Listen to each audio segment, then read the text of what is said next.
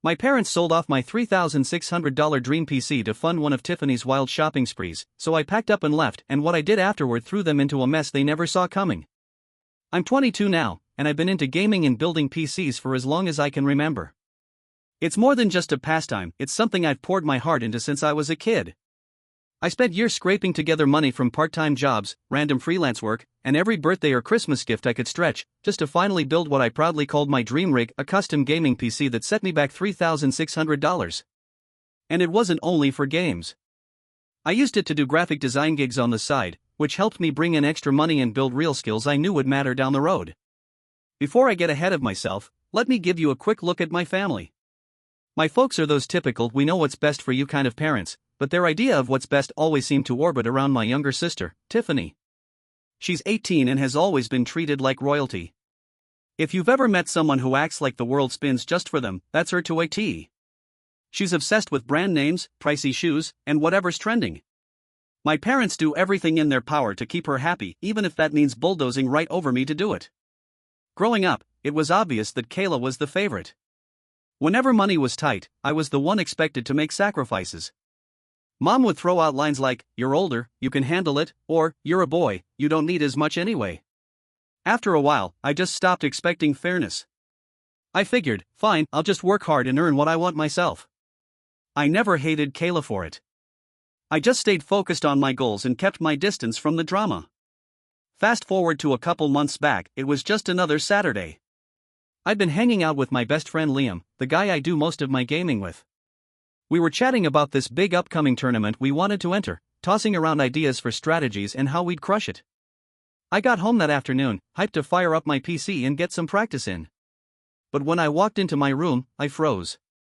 My desk was completely cleared off, my PC, monitor, keyboard, everything gone. At first, I thought someone had broken in. But the rest of the house looked untouched. I raced downstairs, and there were my parents, sitting in the living room sipping coffee like it was any other lazy afternoon. I asked, "Hey, where's my computer?" trying to keep my voice steady. Mom looked up, totally unfazed. "Oh, we sold it," she said like she'd just tossed out an old lamp. I stood there, stunned. "You what? Sold it? What do you mean you sold it?" I asked, my chest tightening. Dad let out this annoyed sigh, like I was the one being unreasonable. "Your sister needed clothes for an event. We didn't have the money, so we sold the computer. It was just sitting there." "Just sitting there?" I snapped, my voice rising. "That wasn't just sitting there, I spent years building that rig. I use it for work." Mom's tone sharpened immediately. "Don't talk to us like that. We're your parents. We made a decision for the good of the family. Kayla has something important coming up, and you can always save up and build another one." I stood there, floored. Save up? Do you even realize how much time and effort I put into that thing? And what about my freelance work? How am I supposed to finish my projects now? What's so important about this event that it meant tossing out something that actually mattered? Dad cut in with his usual dismissive tone. "Freelance isn't a real job anyway. You spend more time playing than working." They'd always downplayed it. But to me, that PC wasn't just a toy, it was part of my livelihood, something I'd built from scratch and took pride in. The fact they didn't even try to understand, or worse, didn't care at all, that stung more than anything. I stormed back to my room, furious and heartbroken. I shot a text to Liam, trying to make sense of what just happened. He was just as shocked. "Dude, that's insane. They didn't even ask you first?" "Nope," I replied. "Sold it all for Tiffany's dumb event. She's spoiled, man. I should have hidden the thing." Hindsight, he wrote. He wasn't wrong. But in that moment, all I could think about was how everything I'd worked for had just been erased and no one even blinked. Later that night, I decided to talk to Kayla directly. I walked into her room and found her twirling in front of the mirror in one of her new dresses, clearly loving herself. "Do you even know what Mom and Dad sold to buy you all this crap?" I asked, leaning on the doorframe. She barely looked over. "What are you talking about?" "They sold my gaming PC. My $3,600 setup. Just so you could dress up for whatever party you've got going on." She shrugged, still checking out her reflection. "So? It's just a computer. You can always build another one. I couldn't believe how little she cared. That wasn't just some computer, Tiffany. That was years of saving and building. I used it for work. For income. She gave me this smug little look and said, "Not my problem." I didn't tell them to sell it. Then she got a little defensive. Besides, they're the ones who made the decision, not me. If they thought it was the right thing, that's on them. Her words lit a fire in me. You brought it up though, didn't you? You knew exactly what they'd do. She rolled her eyes. Oh please. Don't act like I run the show around here. If they sold your precious little PC, that's their call. I didn't twist their arm. I just stared at her, stunned by how cold she was. She paused for a beat and added, "Maybe if you weren't so obsessed with your little video games, you'd understand what actually matters. I have an image to maintain. You're just holed up in your room all day." I walked out before I said something I'd regret. There was no point arguing with her. She didn't get it, she never would. She'd never had to work for anything. Everything she wanted was handed to her without question, and my parents were more than happy to keep feeding that fantasy. The next few days at home were rough. The air was thick with tension.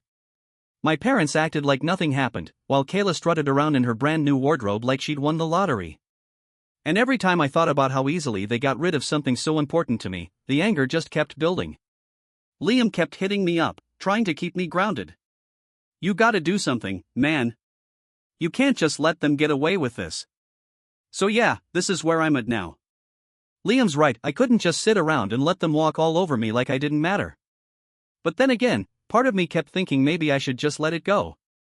Maybe I was overthinking it, making a bigger deal out of this than it needed to be. I honestly didn't know what to feel anymore. But if my parents thought they could steamroll me forever, they were about to learn that wasn't happening again. The next few days were brutal.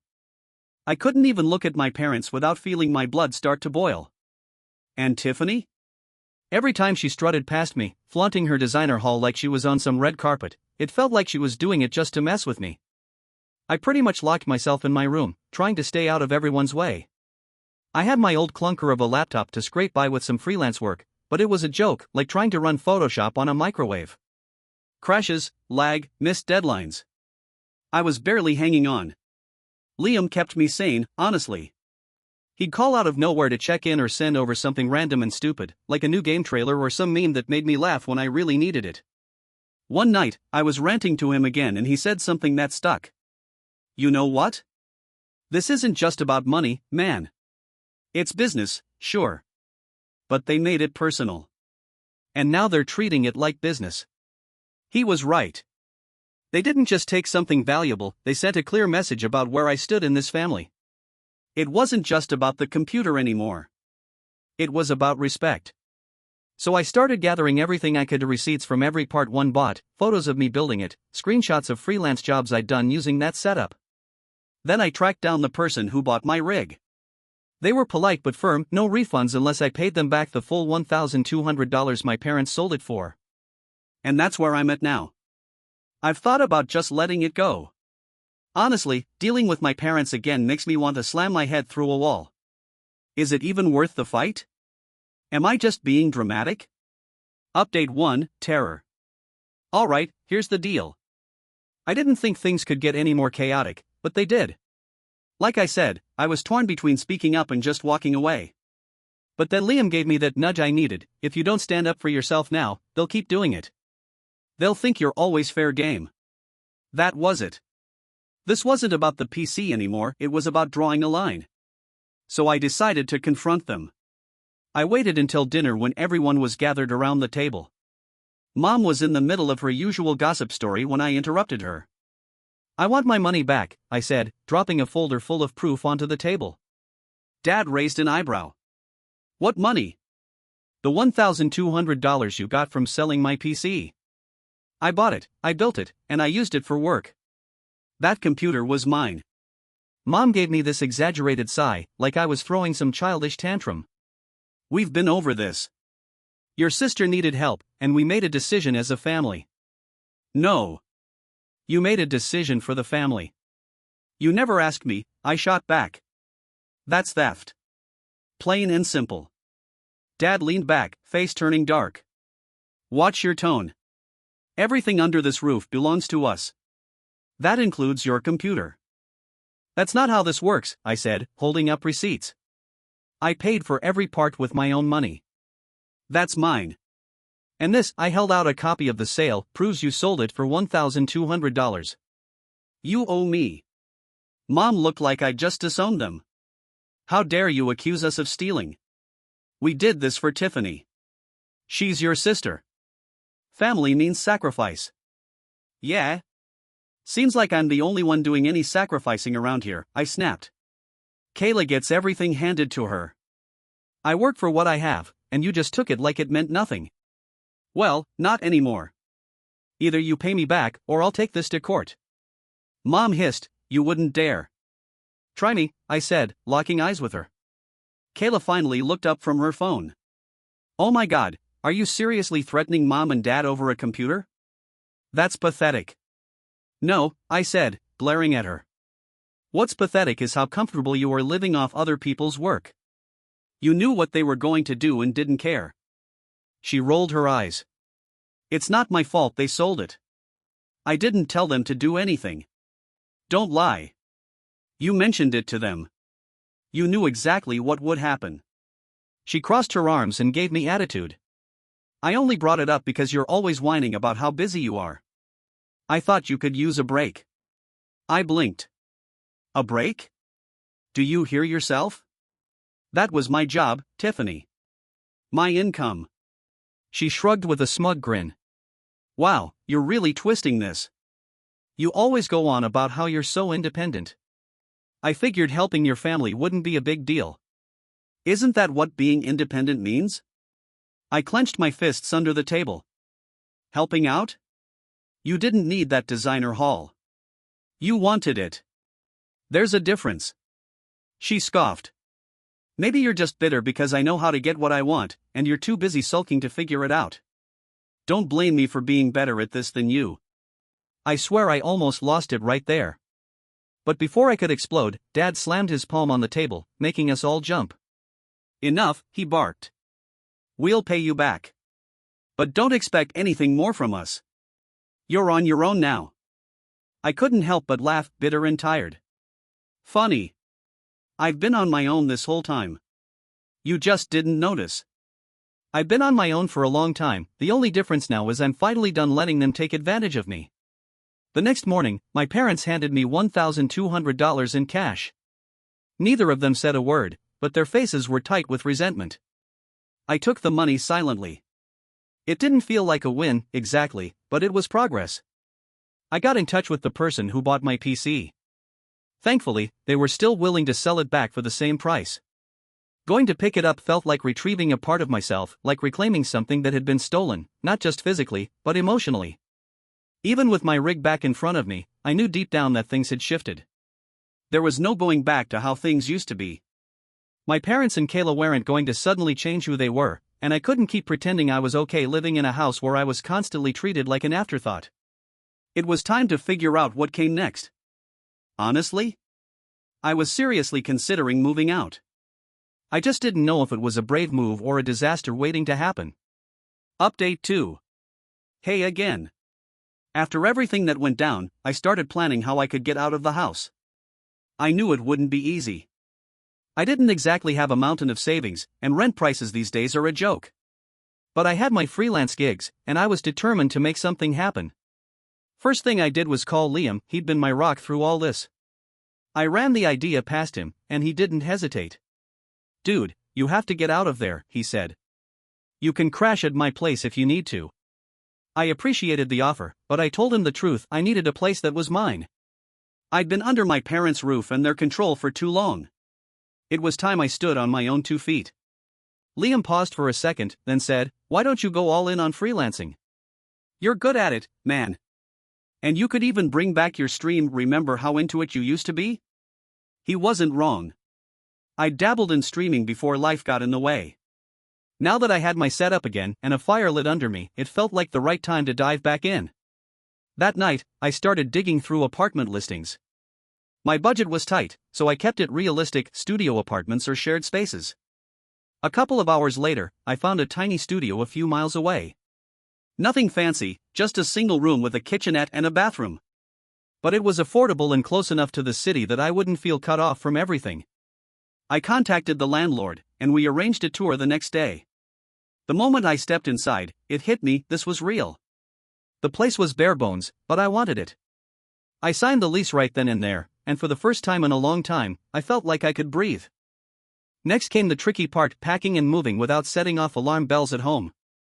I didn't want some dramatic confrontation or a guilt trip, so I kept things low-key.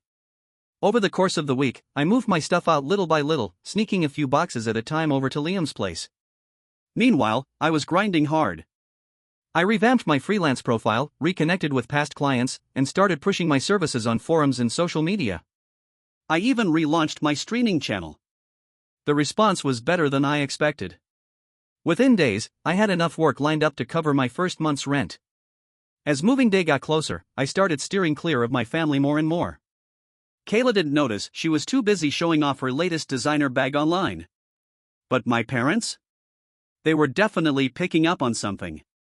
Little comments at dinner like, "You've been pretty quiet lately," or "You'd tell us if you were planning something, right?" I just shrugged them off. I wasn't ready to deal with their reactions yet.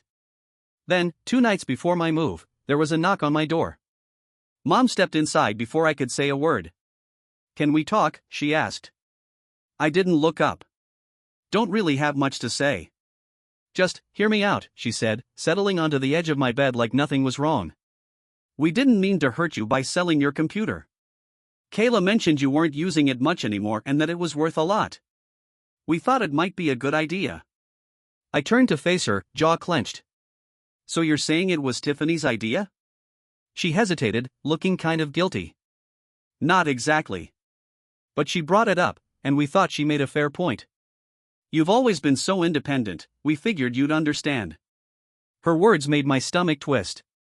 So Kayla had planted the seed, and they just ran with it. Typical. "You thought I'd understand?" I asked, voice hard. "Understand that you sold something I spent years building because Kayla wanted a new wardrobe?" Mom didn't say anything. She just stood up and left, like her half-hearted speech should have been enough to patch everything up. That was Kayla in a nutshell. Drop a suggestion, play innocent, and suddenly it's everyone else carrying out her plans like it was their own idea.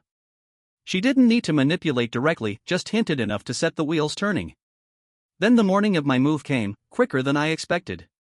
I loaded the last of my things, left a note on the kitchen counter, just a short message saying I needed space to focus on myself. Nothing dramatic. I didn't want a big argument, and I knew if I told them face to face, they'd find a way to make me stay. Liam met me at the new place and helped carry everything inside. When we set my PC up in the corner of that small room, I felt something I hadn't felt in a long time: freedom. That night, I went live again. My stream wasn't packed or anything, but I didn't care. I was back in my own space, doing something I loved. That meant everything. So that's where things stand now. I've got this weird feeling sitting in my gut, like I'm waiting for something else to hit, but I'm trying to keep pushing forward. If anything changes, I'll keep you all posted. Hey everyone, time for a final update on how things have been since I moved out. I thought once I left, the drama would settle. Turns out, I was way off. The day after I moved in, I hit the ground running. I had freelance projects to finish and a streaming schedule to set. But there was this thought I couldn't shake: did my parents even notice I was gone? Would they care? I didn't want approval from them. I'd stopped chasing that long ago, but part of me still wanted to know if my absence meant anything. By the afternoon, I had my answer. My mom called. I let it go to voicemail. "You could have at least told us you were leaving," her voice snapped. "Your father and I are very disappointed in how you handled this. Family means sticking together, not running away." I didn't even finish listening, I deleted it halfway through. A few minutes later, my dad tried calling too. Ignored that one. Then came the flood of texts. First, "Mom, you've really hurt your mother." Then, "We've always done what we thought was best for you." Dad followed up with a classic, "You're being reckless." I put my phone on silent and went back to work. I wasn't going to let their guilt trips hijack my day. That evening, while setting up for a stream, another message came through, this time from Tiffany: "You left? LOL. Guess you couldn't handle it." Anyway, Mom's freaking out. Might want to call her before she has a meltdown. Of course. Straight out of the Kayla playbook. I didn't bother replying. Instead, I went live. My viewer count was still modest, but a few regulars had already started showing up. The support felt different. Real. These were people who showed up not out of obligation, but because they wanted to see what I was doing. They appreciated me for what I brought to the table. That feeling? It was something I didn't even realize I'd been missing. The next few weeks were a weird mix of momentum and emotional residue. On the bright side, work was steady, and my stream was gradually building an audience. But my parents wouldn't stop pushing. The messages kept coming, sometimes passive-aggressive, sometimes just flat-out angry. One day, Mom texted, "You're turning your back on your family." Then, "Tiffany's upset too. Don't you care what this is doing to us?" Tiffany. Upset. That was almost funny. She'd barely spoken to me when I lived there unless it was to ask for something. Now I was supposed to believe she was heartbroken over me leaving? Sure. I didn't answer any of the messages, but they lingered in my head longer than I wanted them to. One night, Liam dropped by to hang out and asked, "So, have your parents chilled out yet?" "Nope," I said. Still getting texts like I owe them some grand explanation. He nodded, smirking. Classic guilt trip. You think they'll ever let it go? Probably not, I admitted. But I'm not going back. Living there was toxic. They never respected me. Still don't. He looked at me for a second, then asked, "Yeah, but have you told them that?" That stopped me. I'd been ghosting their attempts to reach me, but I hadn't actually said the thing I needed to say. Maybe I was avoiding it because I knew it wouldn't change anything. But maybe, for my own peace, I needed to speak up. The next morning, I sat down, opened my phone, and started typing. It took a while to get it right. But when I finished, I sent this. I've made my decision, and I'm not coming back. This isn't about being selfish, it's about doing what's best for me. I've spent years feeling like my needs didn't matter, and I'm done living that way. I hope you'll respect that, but even if you don't, I'm still moving forward. I hit send and immediately felt lighter. I didn't expect a warm reply, and I didn't get one. Mom shot back a long message, rambling about how I was ungrateful and how Tiffany's happiness had always come first because she needed more support. Dad kept it short, "You'll regret this someday." But honestly? Their words didn't hit the same anymore. I didn't feel angry. I didn't feel sad. I felt free. From that point on, I threw myself into my work and my stream.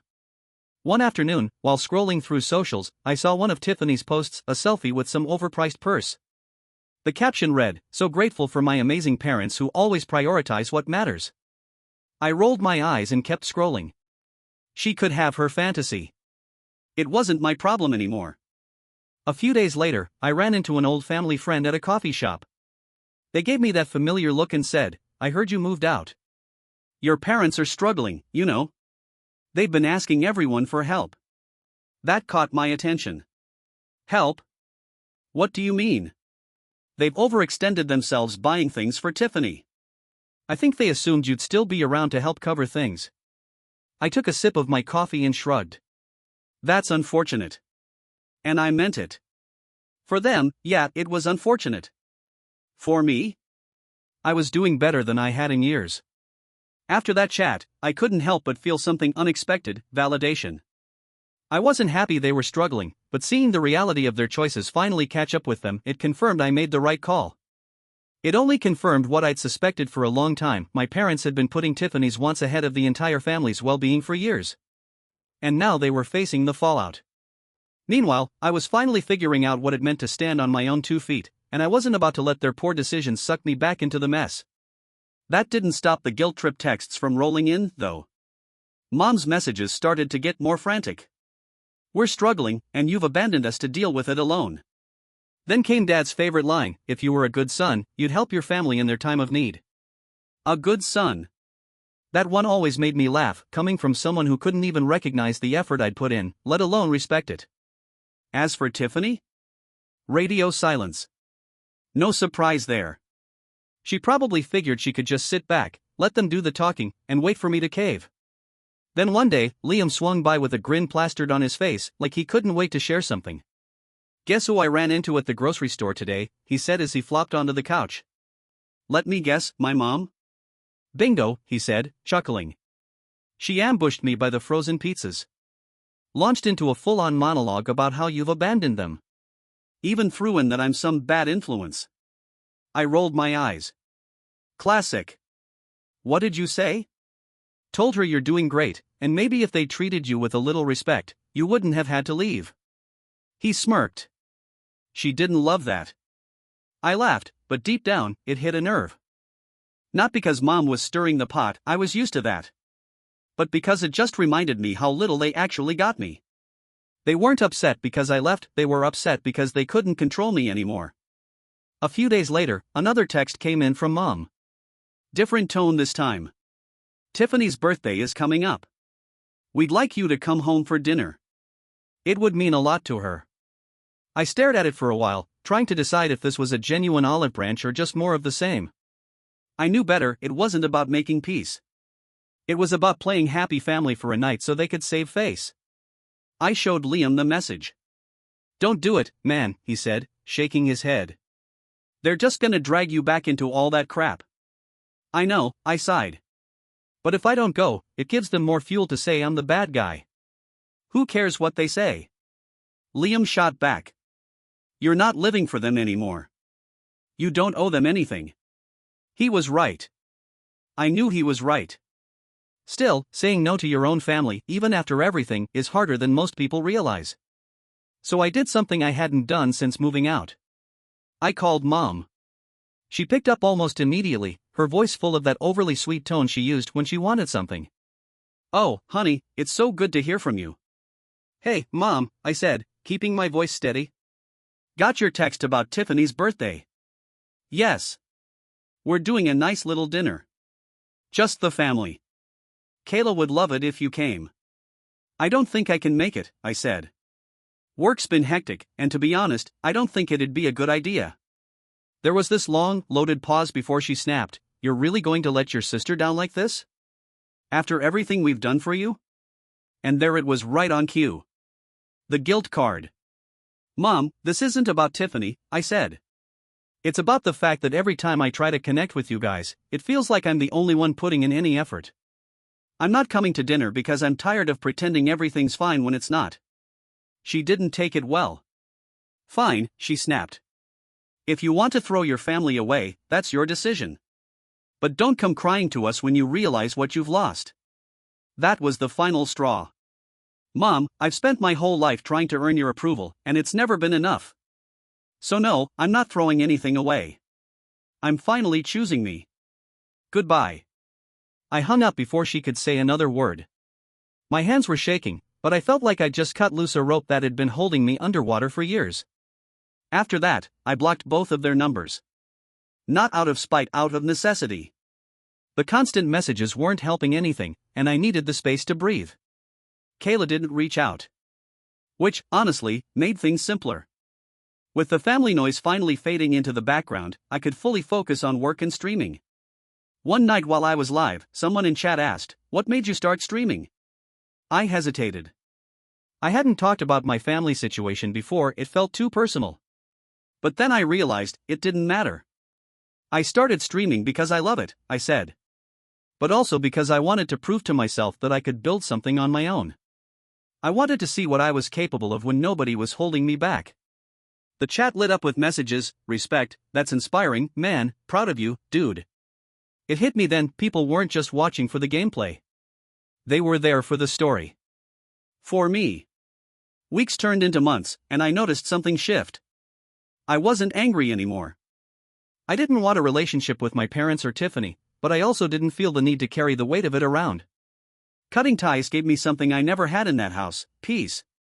One afternoon, Liam and I were hanging out, and he asked, "You think they'll ever apologize?" I shrugged. Probably not. But honestly? I don't need them to.